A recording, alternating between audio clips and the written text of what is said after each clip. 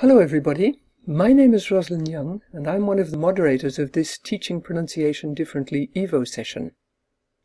Some of you have had some problems counting syllables, and so I thought I would make a video to show you a couple of techniques that I use when I do this.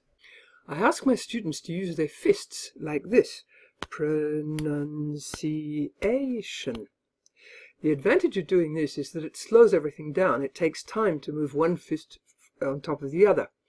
If I ask my students to clap, for example, pronunciation, I have no guarantee that they're actually clapping with the syllables, or tapping on the table is the same. Whereas, supposing somebody is saying this 5-syllable word is a 4-syllable word, so they would be saying pronunciate, and they and I can hear immediately who is making the mistake, and I can work with them immediately and deal with the problem. Once students know what a syllable is, they don't have any problems with one-syllable words like desk.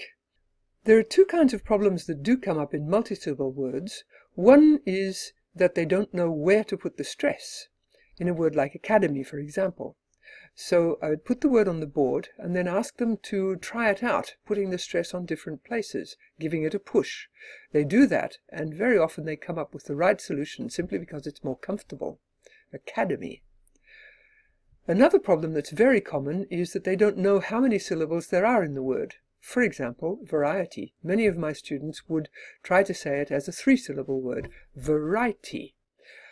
I tell them that there are 4 and ask them to try and stretch the word until they can find 4 syllables. Usually someone finds it, and then I can fine-tune the word variety. I have another way of working on syllables in the class, which I use when I need a quick fix. Imagine that the class is talking along and somebody uses the word photographer, and I want to show them how the word should be pronounced. I always use a telescopic pointer in my class, so I fold the pointer right down and then I hold up my finger like this in a hook, and I get the students to put the syllables onto my finger, photographer, and then I say the stress is here. They know what to do at that stage. If the stress is here, then it's highly unlikely that there would be a full vowel here or a full vowel here. And of course, this is very likely to be a member of the schwa family.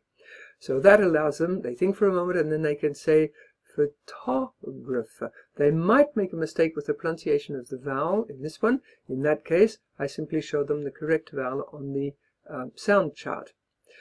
Once they've got it clear in their minds, I can then open my finger a little bit and get them to say it a little bit faster and a little bit faster, and when I think they're ready for it, I simply open out my finger and sweep the pointer along it like this, and that means say it full speed, which they do.